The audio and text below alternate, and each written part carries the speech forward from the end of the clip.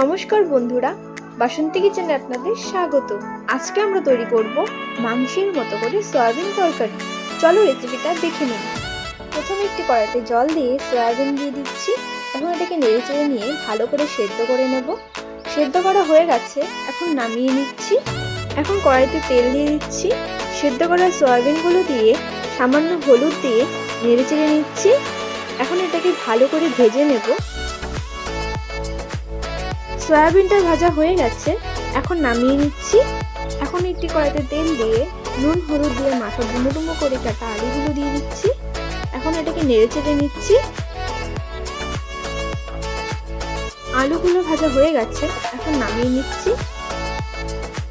ওই তেলে সামান্য জিরে দিয়ে, তেজপাতা ও শুকনো লঙ্কা দিয়ে, কুচনো পেঁয়াজ দিয়ে নেড়ে চেড়ে নিচ্ছি।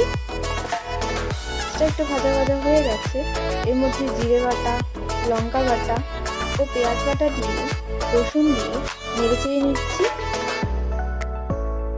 এখন এর মধ্যে সামান্য হলুদ দিয়ে, স্বাদ মতো নুন দিয়ে, ভেজে রাখা আলুগুলো দিয়ে নেড়ে চেড়ে নিচ্ছি। এখন দুটো কাঁচা লঙ্কা দিয়ে নেড়ে চেড়ে নিচ্ছি। এখন কিছুক্ষণের জন্য ঢেকে দিচ্ছি। ঢাকনাটা সরিয়ে দিয়ে ভেজে রাখা সয়াবিনগুলো দিয়ে নেড়ে চেড়ে নিচ্ছি।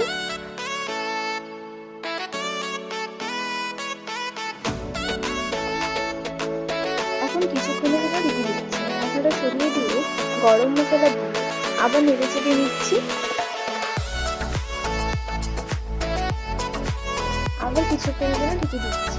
ঢাকনাটা সরিয়ে দিয়ে নেড়ে চেড়ে নিচ্ছি। এখন ভালো করে কষিয়ে নেব।